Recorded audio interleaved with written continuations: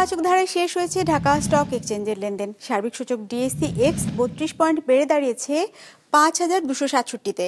বেচা কেনা হয়েছে 607 কোটি টাকার। লেনদেনে অংশ নেওয়া প্রতিষ্ঠানগুলোর মধ্যে দাম বেড়েছে 196টির, কমেছে 156টির, আর অপরিবর্তিত আছে 44টির দর। এবার বাজার নিয়ে বিশ্লেষণ শুনবো সিটি ব্যাংক ক্যাপিটালের।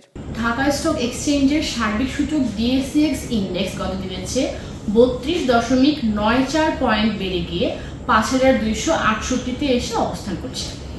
আজ দিনের শুরুতে মার্কেট ঊর্ধ্বগতি নিয়ে তার লেনদেন শুরু করে।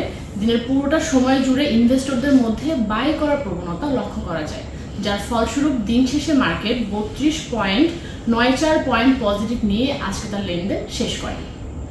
আজ মার্কেটে লেনদেনরত কোম্পানিগুলোর মধ্যে শেয়ার মূল্য বেড়েছে 196টি, কমেছে 156টি এবং অপরিবর্তিত ছিল 44টি কোম্পানির শেয়ার মূল্য। মার্কেটে আজ টোটাল টার্নওভার ছিল 607 কোটি টাকা।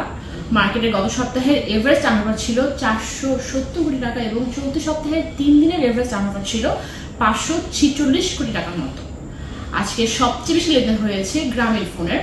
আজকে এদের প্রায় 21 কোটি টাকার মতো লেনদেন হয়েছে এবং দ্বিতীয়তে ছিল অগ্নি সিস্টেম লিমিটেড। ইন্ডেক্স বাড়ার জন্য আজ বেশি কন্ট্রিবিউশন রেখেছে ইসলামী ব্যাংক।